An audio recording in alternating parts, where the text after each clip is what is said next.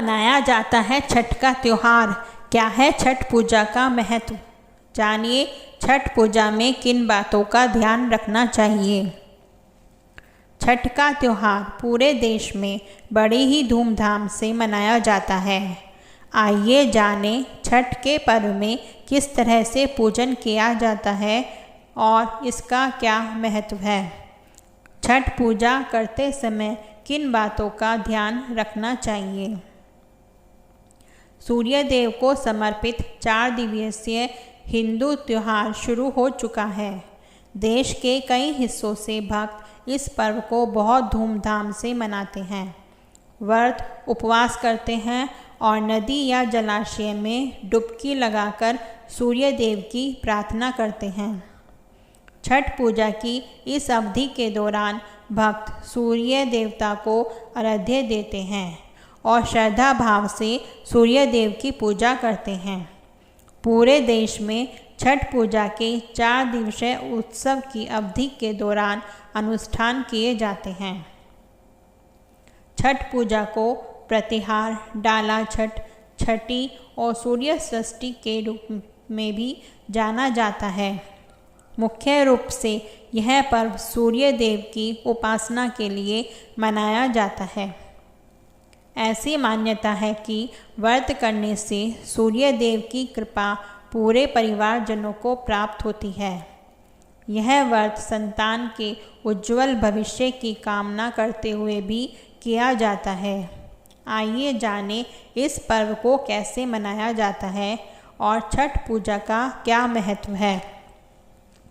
प्रथम दिन नहाए खाए। छठ पूजा का पहला दिन नहाए खाए के रूप में मनाया जाता है। इस दिन पूरा परिवार एक पारंपरिक भोजन तैयार करता है और दोपहर में इसे भोग के रूप में परोसता है। इस तैयार भोजन को परिवार के सभी लोग मिलजुल कर ग्रहण करते हैं। इस दिन घर की साफ सफाई करके छठ के व्रती स्नान करके पवित्र तरीके से शाकाहारी भोजन तैयार करते हैं और उसे खाते हैं। द्वितीय दिन छठ पूजा के दूसरे दिन खरना में महिलाएं निर्जला व्रत रखती हैं। ये व्रत सूर्योदय से शुरू हो जाता है और सूर्यास्त तक चलता है। छठी व्रती सूर्य की पूजा करने के बाद ही शाम को अपना उपवास तोड़ते हैं। वे मुख्य रूप से प्रसाद के रूप में खीर, मिठाई तैयार करते हैं और परिवारजनों को खिलाते हैं। तीसरा दिन संध्या अर्घ्य। इस त्यौहार के सबसे महत्वपूर्ण दिन के रूप में मनाया जाता है। इस दिन महिलाएं एक दिन का उपवास रखती हैं और अगले दिन सूर्योदय के बाद ही इसे तोड़ती हैं। इस पूरे दिन घर में रौनक होती है। व्रत रखने वाले दिन भर डलिया और सूप में कई प्रकार के फल, ठेकुआ, चावल का लड्डू आदि लेकर संध्या काल में बहते हुए पानी जैसे तालाब, नदी में खड़े होकर सूर्य की पूजा करते हैं और परिवार के सभी सदस्य मिलकर सूर्य को अर्घ्य देते हैं। चौथे दिन सूर्य का अर्घ्य। उत्सव चौथे और अंतिम दिन समाप्त होता है, जब भक्त उषा अर्घ्य यानी उगते हुए सूरज की प्रार्थना करते हैं। माना जाता है कि उषा सूर्य देव की पत्नी है। लोग सूर्योदय के समय पूजा करते हैं और फिर अपना उपवास तोड़ते हैं। छठी व्रती को सूर्य उगने के पहले ही फिर से उसी तालाब, नहर, नदी पर जाना होता है जहाँ वे तीसरे दिन गए थे। इस दिन उगते हुए सूर्य को अर्घ्य देकर अपनी मनोकामना पूर्ण करने के लिए भगवान सूर्य से प्रार्थना की जाती है। परिवार के अन्य सदस्य भी व्रती के साथ सूर्य देव को अर्घ्य देते हैं। एक अन्य कथा के अनुसार कुमार कार्तिकेय का जन्म होने के बाद कार्तिकेय को सुरक्षित स्थान पर रखने के लिए अग्निदेव ने कुमार कार्तिक को गंगा को सौंप दिया। गंगा ने कार्तिक को सरकंडे के वन में रख दिया। इस वन में 6 कर्तिकाएं रहती थी। कर्तिकाओं ने कुमार कार्तिकों को अपना पुत्र मान लिया और अपने साथ ले गई। कर्तिकाओं ने कार्तिक का पालन पोषण किया। यही 6 कर्तिकाएं छठी माता कहलाती हैं। क्या है छठ पूजा की कहानी? प्राचीन कथा के अनुसार प्रियव्रत नाम का एक राजा था। उनकी पत्नी मालिनी थी। शादी के कई सालों बाद भी जब प्रियव्रत को संतान की प्राप्ति नहीं हुई तब वह बहुत दुखी रहने लगे। उन्होंने संतान प्राप्ति के लिए महर्षि कश्यप से विचार विमर्श कर यज्ञ करने का निश्चय किया। तब यज्ञ की आहुति की खीर महर्षि कश्यप ने राजा प्रियव्रत की पत्नी को दी और उसी के प्रभाव से उन्हें संतान के रूप में पुत्र की प्राप्ति हुई। लेकिन वह पुत्र मरा हुआ पैदा हुआ।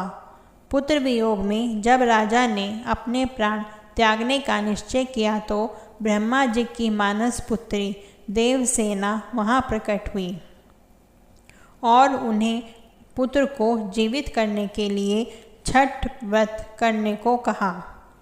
इस व्रत के प्रभाव से राजा प्रियव्रत का पुत्र जीवित हो गया।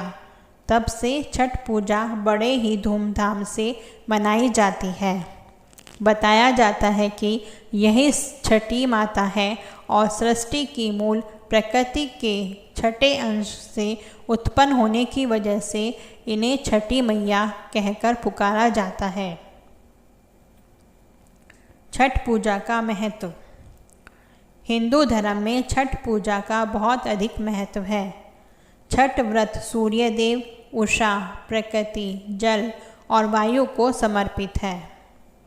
मान्यता अनुसार इस व्रत को श्रद्धा और विश्वास से करने से निसंतान स्त्रियों को भी संतान सुख की प्राप्ति होती है। बताया जाता है कि छठ व्रत संतान की रक्षा और उनके उज्जवल भविष्य और जीवन में खुशहाली लाने के लिए किया जाता है। विद्वानों का मानना है कि सच्चे मन से इस व्रत को करने से सैकड़ों व्रतों के बराबर का फल प्राप्त होता है। यह व्रत करने से इस व्रत का सैकड़ों यज्ञ करने से भी ज़्यादा फल प्राप्त होता है। कई लोग केवल संतान ही नहीं बल्कि परिवार में सुख समृद्धि लाने के लिए भी यह व्रत रखते हैं। कुंवारी लड़कियां और लड़के भी अपने उज्जवल भविष्य की कामना हेतु इस व्रत का पालन करते हैं और श्रद्धापूर्वक सूर्य देव की पूजा करते हैं। इस प्रकार छठ का त्यौहार मुख्य रूप से बिहार और पूर्वांचल सहित पूरे देश में पूरे धूमधाम से मनाया जाता है। घर की सुख समृद्धि और छठ माता का आशीर्वाद पाने के लिए छठ पूजा में न करें ये गलतियाँ। इन बातों का रखें ध्यान। 1. यह पर्व स्वच्छता का पर्व है, इसलिए इसमें व्रती महिलाओं को स्वच्छता का खास ख्याल रखना चाहिए। जहाँ तक संभव हो इस दौरान घर की साफ सफाई का खास ध्यान रखें, जिससे छठी माता की कृपा दृष्टि बनी रहे। 2. छठ पूजा के किसी भी अनुष्ठान में शामिल होने से पहले शरीर को साफ रखना जरूरी है। स्नान के बाद ही नहाए खाए या खरना का भोजन तैयार करना चाहिए। 3. छठ पूजा के दौरान घर के बड़े लोगों का आशीर्वाद लेना शुभ माना जाता है। इससे पूजा का पूरा फल मिलता है और घर परिवार में खुशहाली भी आती है। छठी मैया का प्रसाद तैयार करने के दौरान नमक, लहसुन और प्याज का इस्तेमाल भी बिल्कुल न करें। इसके अलावा 4 दिन के अनुष्ठान के दौरान घर परिवार में किसी को भी मांस का सेवन भूल कर भी नहीं करना चाहिए। खास तौर पर इस 4 दिनों के त्यौहार में मांस मदिरा के सेवन से बचना चाहिए। ऐसा न करने से छठ माता नाराज हो सकती है। 5. इस दौरान बिना स्नान के पूजा के लिए बनाई गई किसी भी चीज़ को बिल्कुल भी नहीं छूना चाहिए। इससे भी व्रत का पूरा लाभ नहीं मिलता है। 6. छठ पूजा के दौरान साफ सफाई बहुत ज़रूरी है, इसलिए बच्चों को पूजा की सामग्री छूने से बचना चाहिए।